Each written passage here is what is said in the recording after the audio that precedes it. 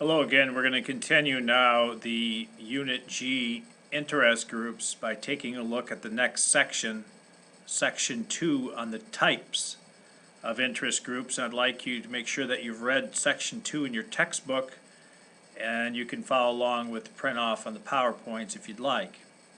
So of course, as you read, America has a strong tradition of organizing themselves into groups ever since the early days of our country, and there's different types, different reasons that they were formed, and different purposes, as you are well aware, which we'll take a look at in some activities in class. Most interest groups, as I mentioned in the introductory lecture, are founded on economic interests and on specific groups, labor groups such as agricultural workers, different professions, could be doctors, American Medical Association, the American Bar Association, which is lawyers who look out for the interests of lawyers, various powerful professional groups of such nature. Some are geographic, like the West Michigan Builders Association, which some of your parents may be members if they're in the building trades.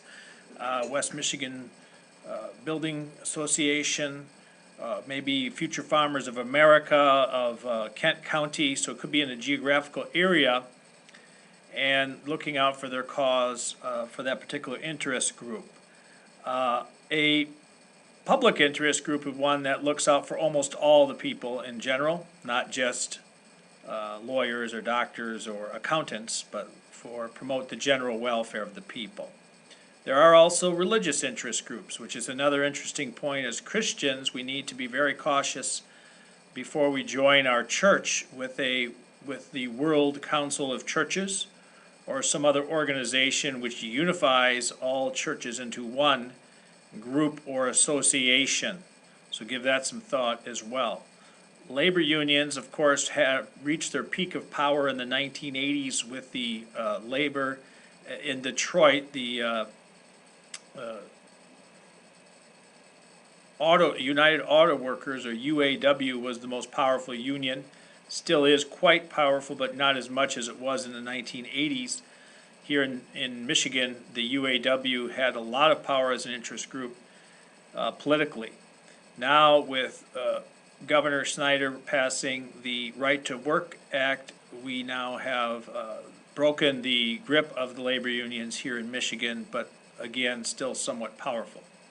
We as Christians oppose this type of interest group on the grounds that God is sovereign and has authority, and has given that authority unto the employer, not to the employee en masse. So as an act of rebellion, then, to demand through violence concessions from the employer in that sphere of authority. So this is something to keep in mind on your short answers. Public interest groups, as I mentioned earlier, looks out for most or all of the people in your country.